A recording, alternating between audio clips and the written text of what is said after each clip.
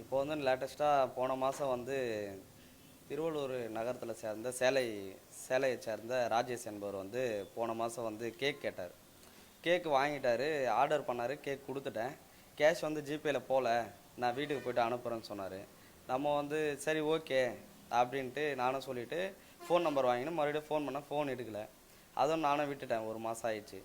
இப்போ நேற்று வந்து 4/3/2025 நேற்று ஒரு 5:30 மணிக்கா ஃபோன் பண்ணி பையன் வருவான், கேக் கொடுத்து அனுப்புங்க அப்படின்னு சொன்னார். இல்லைண்ணா கேஷ் கொடுத்தா கொடுக்குறேன் அப்படின்னு நான் சொன்னேன். அதுக்கு அவர் என்ன சொன்னார்னா, நீ கொடுத்து அனுப்பா, நான் உனக்கு அனுப்பி விட்றேன் அப்படின்னு சொன்னார். கடையை வந்து கொஞ்சம் லாஸில் போயின்னு இருக்குண்ணா, ஏன்னா ஆல்ரெடி வாங்கின காசையும் நீங்கள் தரல, நானும் அதை கேட்கல, சரி இப்போ வாங்கிறத மட்டும் கொடுத்துருங்க அப்படின்னு சொன்னேன். சரி ஓகே நான் வந்து தரேன் அப்படின்னு சொன்னார்.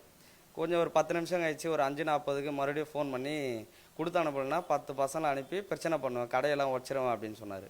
சொல்லிவிட்டு அவர் கட் பண்ணிட்டார். அதுக்கப்புறம் கரெக்டாக ஒரு 10 நிமிஷம் அவர் சொன்ன மாதிரியே வந்து ஒரு 4-5 பேர் வந்து கடையை எல்லாம் கண்ணாடியெலாம் உடச்சிட்டு என்னையும் தாக்கிட்டு கேக்கு கொடுக்க முடியாதா அப்படின்னு சொல்லிட்டு நான் வந்து ஒரு அட்வொகேட்டு, எனக்கு வந்து நான் வந்து ஊராட்சி மன்ற துணைத் தலைவராக இருந்தேன், எனக்கு வந்து நீங்கள் கேக்கு தரலைன்னா எனக்கு என்ன மரியாதை என் ஊரில் அப்படின்னு சொல்லிட்டு கொலை மிரட்டலை விட்டுட்டு கேக்கு வந்து கொடுங்கன்னு சொல்லிட்டு சண்டை போட்டு வாங்கிட்டு போனார்.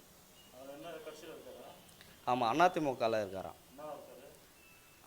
அது தெரில, ஆனால் போஸ்டிங்கில் இருக்காராம். ஆனால் அதிமுகவில் இருக்கேன், நான் ஒன்று முன்னாள் ஊராட்சி மன்ற தலைவர், துணைத் தலைவராக இருக்கேன் அப்படின்னு சொல்லியிருக்கேன்.